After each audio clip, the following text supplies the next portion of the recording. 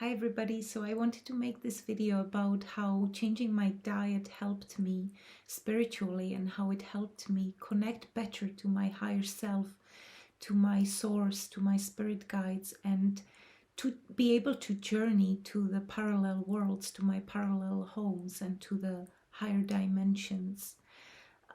It really helped me to go fully vegan. I have noticed that since I went plant-based, I just started to get so many more messages from my spirit guides. It's especially my elven family, who are elves are vegans, so it makes sense that my consciousness was better able to understand them, and also to be able to journey. I started to inner journey um, mm, with a planned intention and much more powerfully since I went plant-based.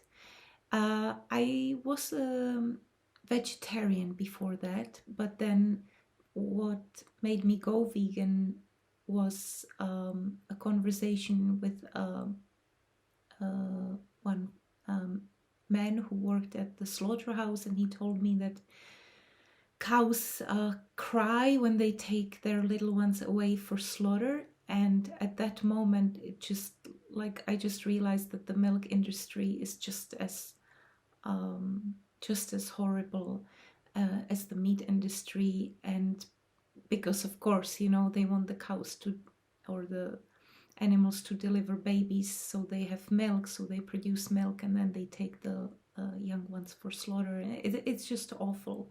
We moved to the countryside, and at first I thought that if I got milk locally or got cheese locally, that it would be different. But then talking to the farmers, they kind of said, yeah, they always take some animals and most animals for slaughter because they cannot keep them all. So I just decided to go fully plant-based. And since then, I felt like I cleansed somehow inwardly, and I was really able to tune into these finer densities and more spiritual dimensions.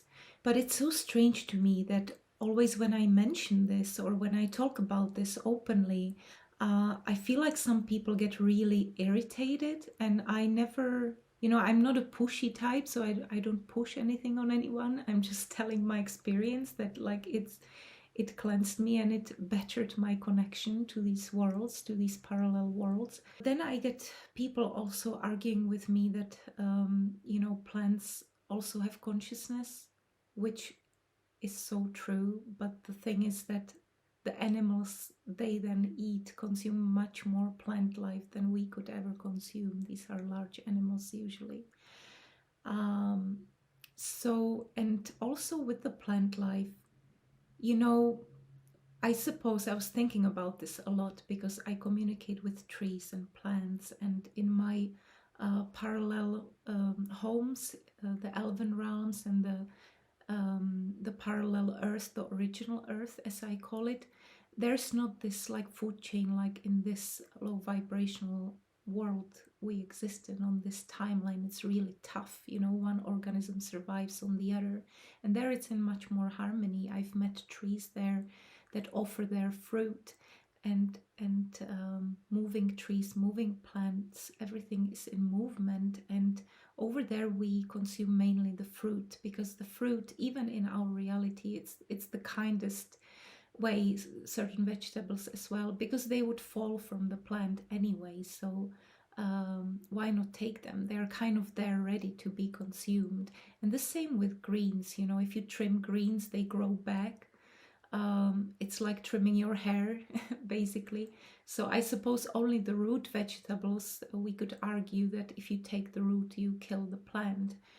But then again, certain root vegetables would decay in the winter months anyway in the ground, or eventually they would decay. So we could argue about, what's the deal with plant life and this kind of consumption of dead food. But there's no arguing too that animals feel pain, that they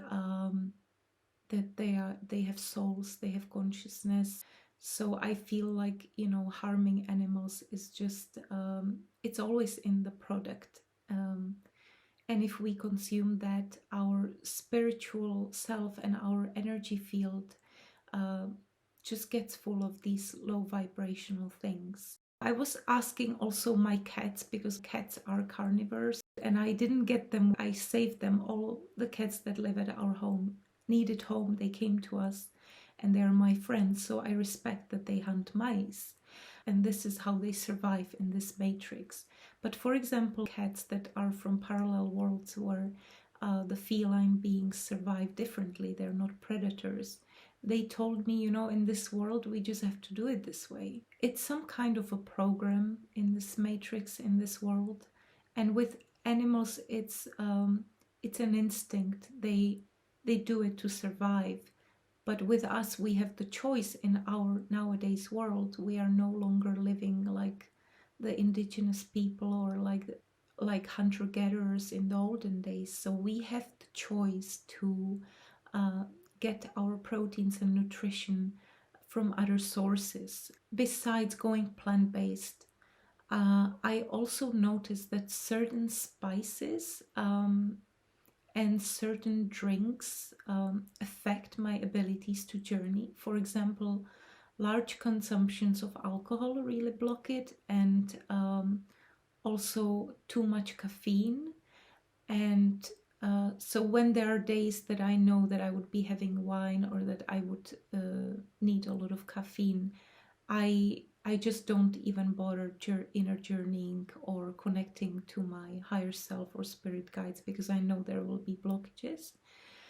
And also certain spices. I found that these very aromatic spices such as onion, especially uncooked raw onion, and garlic, again especially raw garlic, does something to the brain that it kind of like disconnects slightly, which is very strange, but it works like that. I didn't find the same with ginger or chili, but garlic and onion and these kind of aromatic foods that stay on your taste buds for a long time, they affected this.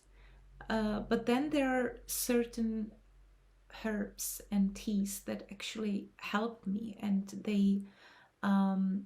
they help me connect. And that for me, even though it's also stimulating, but it works for me: green tea, sage tea, and lavender tea, and chamomile tea, linden tea, and elderberries.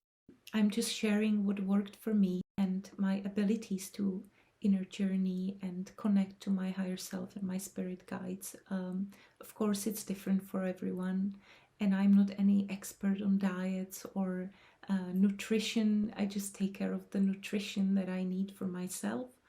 But of course, everyone has to find their own way.